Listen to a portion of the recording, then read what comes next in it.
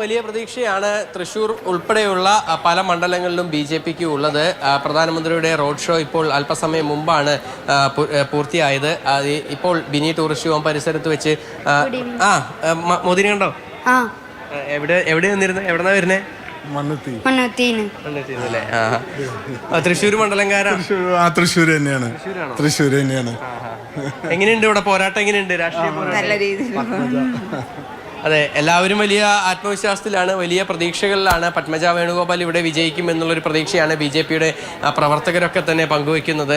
നേരത്തെ സൂചിപ്പിച്ച പോലെ മോദിയുടെ ഈ റോഡ് ഷോ അല്പസമയം മുമ്പ് ഇപ്പോൾ കുറച്ച് മുമ്പാണ് ബിനി ടൂറിസ്റ്റ് ഹോം പരിസരത്ത് അവസാനിച്ചത്. ഇപ്പോൾ ആളുകളൊക്കെ തന്നെ ഇവിടെ നിന്ന് മടങ്ങിപ്പോയിക്കൊണ്ടിരിക്കുകയാണ്.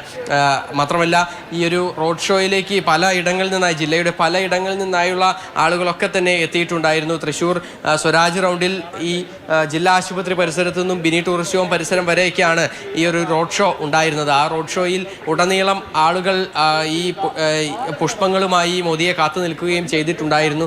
അതായത് ഇതിൽ ഒരു പ്രധാനപ്പെട്ട കാര്യമെന്ന് പറയുന്നത്, കഴിഞ്ഞ ലോക്സഭാ തെരഞ്ഞെടുപ്പിൽ മോദിയുടെ വരവോടുകൂടി തൃശ്ശൂർ മണ്ഡലത്തിൽ വലിയ ഒരു മുന്നേറ്റം കാഴ്ചവെക്കാനായി ബി.ജെ.പിക്ക് കഴിഞ്ഞു എന്നുള്ളൊരു ആത്മവിശ്വാസമാണ് അവർക്കുള്ളത്. അതുകൊണ്ട് തന്നെ അതിന് കഴിഞ്ഞ ലോക്സഭാ തെരഞ്ഞെടുപ്പിന് തൊട്ട് മുൻപായി ഉണ്ടായിരുന്ന നിയമസഭാ തെരഞ്ഞെടുപ്പിൽ ലഭിച്ച വോട്ടിനേക്കാൾ 15,000 വോട്ട് തൃശ്ശൂർ നിയമസഭാ മണ്ഡലത്തിൽ മാത്രം ബി.ജെ.പിക്ക് വർദ്ധിപ്പിക്കാനായി കഴിഞ്ഞിട്ടുണ്ടായിരുന്നു.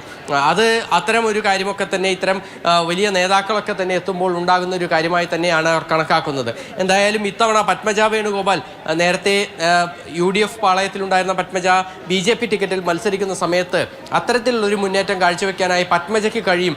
ബി.ജെ.പി വോട്ടുകൾക്ക് പുറമെ വ്യക്തി കേന്ദ്രീകൃത വോട്ടുകൾ കൂടി പത്മജയ്ക്ക് ലഭിക്കുകയാണെങ്കിൽ ഇവിടെ ഈ തൃശ്ശൂരിൽ വിജയിക്കാൻ കഴിയുമെന്നുള്ളൊരു ആത്മവിശ്വാസമാണ് ബി.ജെ.പിയെ സംബന്ധിച്ചിടത്തോളം ഉള്ളത്. അതുതന്നെയാണ് അവരെല്ലാവരും തന്നെ പ്രകടിപ്പിക്കുന്ന ഒരു കാര്യമെന്ന് പറയുന്നത്. മാത്രമല്ല, ജില്ലയിലെ 13 മണ്ഡലങ്ങളിൽ പ്രധാന ഇടങ്ങളിലൊക്കെ തന്നെ ത്രികോണ മത്സരം എന്നുള്ള രീതിക്കുള്ള പ്രതീതി ഉണ്ടാക്കാനായി ബി.ജെ.പിക്ക് കഴിയുന്നു എന്നുള്ളതാണ്. പ്രത്യേകിച്ചും അത് മണലൂരിലായാലും നാട്ടികയിലായാലും അതൊക്കെ തന്നെ വലിയൊരു മുന്നേറ്റം കാഴ്ചവെക്കാനായി കഴിയും. അവിടെ മണലൂർ ഉൾപ്പെടെയുള്ള മണ്ഡലങ്ങൾ പിടിച്ചെടുക്കാൻ കഴിയുമെന്ന ആത്മവിശ്വാസമാണ് കണക്കുകൾ പറഞ്ഞുകൊണ്ട് ബി.ജെ.പി പ്രവർത്തകർ പറയുന്നത്. എന്തായാലും മറ്റ് സ്ഥാനാർത്ഥികളുടെയൊക്കെ തന്നെ പ്രചരണം അവിടെ നടക്കുന്നുണ്ട്. അതിനോടൊപ്പം തന്നെ മോദി ഉൾപ്പെടെയുള്ള നേതാക്കൾ ഇങ്ങോട്ടേക്ക് എത്തുന്ന സാഹചര്യത്തിൽ വലിയ മുന്നേറ്റം അത് തന്നെയാണ് എല്ലാ ബി.ജെ.പി നേതാക്കളും പ്രവർത്തകരും ഒക്കെ തന്നെ പ്രതീക്ഷിക്കുന്നത്. മറ്റൊരു കാര്യമെന്ന് പറയുന്നത്, ഈ റോഡ് ഷോയിൽ 3 സ്ഥാനാർത്ഥികളാണ് പ്രധാനമന്ത്രിയോടൊപ്പം ആ തുറന്ന വാഹനത്തിൽ ഉണ്ടായിരുന്നത്. അത് തൃശ്ശൂർ മണ്ഡലത്തിലെ NDA സ്ഥാനാർത്ഥിയായ പത്മജ വേണുഗോപാലും നാട്ടിക മണ്ഡലത്തിലെ NDA സ്ഥാനാർത്ഥിയായ CC മുകുന്ദനും, കൂടാതെ ഈ ബി.ജെ.പിയുടെ സംസ്ഥാന വൈസ് പ്രസിഡന്റ് കൂടിയായ KK അനീഷ് കുമാറും, മണലൂർ മണ്ഡലത്തിലെ NDA സ്ഥാനാർത്ഥിയാണ് അദ്ദേഹം. അങ്ങനെ 3 പേരാണ്. സുരേഷ് ഗോപിക്ക് പുറമെ ആ ഒരു വാഹനം. ഞാൻ പ്രദീപ് ജോസഫിലേക്ക് ഇവിടെ നിന്ന് പോയിട്ട് വരാം. പ്രദീപ്, വളരെ ആവേശകരമായ ഒരു ദിവസം ബി.ജെ.പിയെ സംബന്ധിച്ച് കടന്നു പോവുകയാണ്. കാരണം കേരളത്തിൽ ഇതുവരെ കാണാത്ത നിലയിൽ ബി.ജെ.പി വലിയ പ്രതീക്ഷ അർപ്പിക്കുന്ന നിലയിലേക്ക് ഇടിയിലെ ആരോപണങ്ങളൊക്കെ ശക്തമായി ഉയരുന്നത് പോലും ഒരുപക്ഷെ അതിൻ്റെ കാരണമാണോ എന്ന് സംശയിക്കുന്ന ഘട്ടത്തിൽ ബി.ജെ.പി പ്രവർത്തകർക്ക് കൂടുതൽ ആവേശം പകർന്നാണ് പ്രധാനമന്ത്രിയുടെ ഈ സന്ദർശനം. ഇനിയും അടുത്ത ദിവസങ്ങളിൽ അദ്ദേഹം കേരളത്തിലെത്തുകയും ചെയ്യുന്നുണ്ട്. എങ്ങനെയാണ് പൊതുവെ പ്രദീപും പ്രവർത്തകരെയൊക്കെ കാണുകയും ഒക്കെ ചെയ്തപ്പോൾ ആളുകൾ പങ്കുവയ്ക്കുന്ന ഒരു വികാരം എങ്ങനെയാണ്?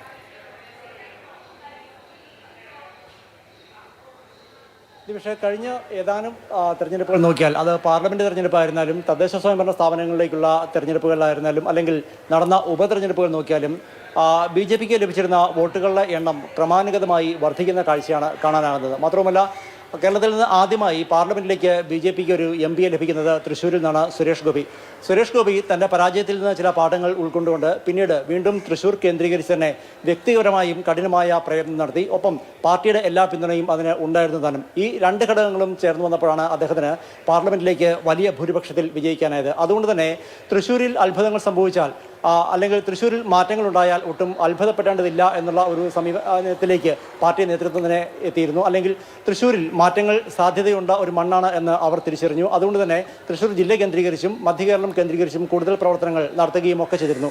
അതിൻ്റെ ഒരു ഫലം കൂടി ഈ തെരഞ്ഞെടുപ്പിൽ ലഭിക്കുമെന്നുള്ള ആത്മവിശ്വാസമാണ് ബി.ജെ.പി നേതാക്കളും NDA നേതാക്കളും ഒക്കെ പുലർത്തുന്നത്. അതിൽ സാധാരണക്കാരായ ബി.ജെ.പി പ്രവർത്തകരെയും ഒപ്പം ബി.ജെ.പി അനുഭാവികളെയും ഒപ്പം ഇനിയും ആർക്ക് വോട്ട് ചെയ്യണം എന്ന് തീരുമാനിച്ചിട്ടില്ലാത്ത വോട്ടർമാരെയും ഒക്കെ ഇളക്കി മറിക്കുക, അവരുടെ ചിന്താഗതികൾ തങ്ങൾക്ക് അനുകൂലമാക്കി മാറ്റുക എന്നുള്ള ഉദ്ദേശത്തോടു കൂടിയാണ് BJP അവരുടെ ഏറ്റവും വലിയ ക്രൗഡ് പുള്ളറായ പ്രധാനമന്ത്രി നരേന്ദ്രമോദിയെ തന്നെ തൃശ്ശൂരിൽ എത്തിച്ചത്. നോക്കിയാൽ കാണാം, കഴിഞ്ഞ 3 ആഴ്ചയ്ക്കുള്ളിൽ പ്രധാനമന്ത്രിയുടെ 2ാമത് കേരള സന്ദർശനമാണിത്. അതിൽ തന്നെ 3ാമത് റോഡ് ഷോയാണിത്. അദ്ദേഹം 11-ാം തീയതി കൊച്ചിയിലെത്തിയിരുന്നു. NDAയുടെ തെരഞ്ഞെടുപ്പ് പ്രചാരണ പരിപാടികൾ ഉദ്ഘാടനം ചെയ്തിരുന്നു.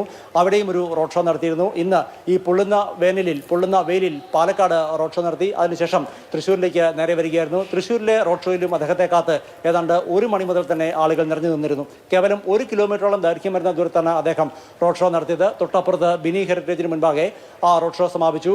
പൂരം കഴിഞ്ഞ് ആൾക്കൂട്ടം പിരിയുന്നത് പോലെ തന്നെ പ്രധാനമന്ത്രിയുടെ റോഡ് ഷോ കഴിഞ്ഞ് ആളുകൾ പിരിയുകയും ചെയ്തിരിക്കുന്നു.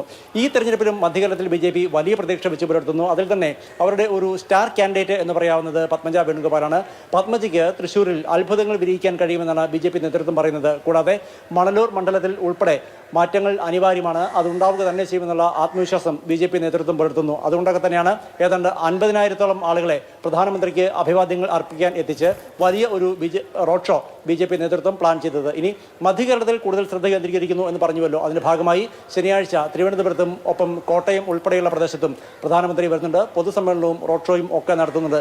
ഓരോ തിരഞ്ഞെടുപ്പിലും ഉയർന്നു വരുന്ന വോട്ട് വിഹിതവും കൂടാതെ പൊതുസമൂഹത്തിൽ ഒരു വലിയ വിഭാഗം വിവിധ മേഖലകളിൽ പ്രവർത്തിക്കുന്ന ആളുകൾ ഉൾപ്പെടെ BJPയിലേക്ക് കടന്നു വരുന്നു, BJPയിലേക്ക് ആകർഷകരാകുന്നു. ഒപ്പം ഇടത് വലത് മുന്നണികൾ ഒരുമിച്ച് പ്രവർത്തിക്കുന്നവരാണ്. അവരല്ല NDA ആണ് വരേണ്ടത് എന്നുള്ള BJPയുടെ ആ ഒരു പരസ്യവാചകം തങ്ങൾക്ക് അങ്ങേയറ്റം പ്രയോജനം ചെയ്യുന്നുണ്ട് എന്നാണ് BJP നേതാക്കൾ ചൂണ്ടിക്കാട്ടുന്നത്. എന്തായിരുന്നാലും അതിൻ്റെ പരമാവധി ഫലം എടുക്കുക എന്നുള്ള ലക്ഷ്യത്തോടു കൂടിയാണ് ഇന്ന് വീണ്ടും പ്രധാനമന്ത്രിയെ തൃശ്ശൂരിൽ എത്തിച്ചത്. റോഡ് ഷോ പൂർത്തിയാക്കി അദ്ദേഹം മടങ്ങിക്കഴിഞ്ഞിരിക്കുന്നു. ശരി, പ്രധാനമന്ത്രിയുടെ റോഡ് ഷോ, തൃശ്ശൂരിലെ റോഡ് ഷോ പൂർത്തിയാക്കി പ്രധാനമന്ത്രി മടങ്ങിയിരിക്കുന്നു. അങ്ങനെ മണിക്കൂറുകൾ മാത്രം നീണ്ട സന്ദർശനത്തിൽ പാലക്കാടും തൃശ്ശൂരും ആയിരക്കണക്കിന് പ്രവർത്തകരെ ആവേശത്തിലാക്കി പ്രധാനമന്ത്രിയുടെ സന്ദർശനം പൂർത്തിയായിരിക്കുകയാണ്. പാലക്കാട് ചെറിയ ദൂരത്തിൽ റോഡ് ഷോയും പിന്നീട് കൺവെൻഷനിൽ ഏകദേശം 3/4 മണിക്കൂറോളം പ്രധാനമന്ത്രി സംസാരിക്കുകയും ചെയ്തു. അതിനുശേഷം അദ്ദേഹം തൃശ്ശൂരിലേക്ക് എത്തി. തൃശ്ശൂരിൽ കുറച്ചുകൂടി വിപുലമായ തൃശ്ശൂർ റൗണ്ടിൽ, സ്വരാജ് റൗണ്ടിൽ കാത്തുനിന്ന പ്രവർത്തകരെ ആവേശത്തിലാക്കിക്കൊണ്ടാണ് പ്രധാനമന്ത്രിയുടെ റോഡ് ഷോ ഉണ്ടായിരുന്നത്. തുറന്ന വാഹനത്തിൽ അദ്ദേഹം പ്രവർത്തകരെ അഭിവാദ്യം ചെയ്തു. ഒപ്പം സുരേഷ് ഗോപി, അനീഷ്, പത്മജ വേണുഗോപാൽ, CC മുകുന്ദൻ അടങ്ങിയവർ പ്രധാനമന്ത്രിയെ ഈ വാഹനത്തിൽ അനുഗമിക്കുകയും ചെയ്തു.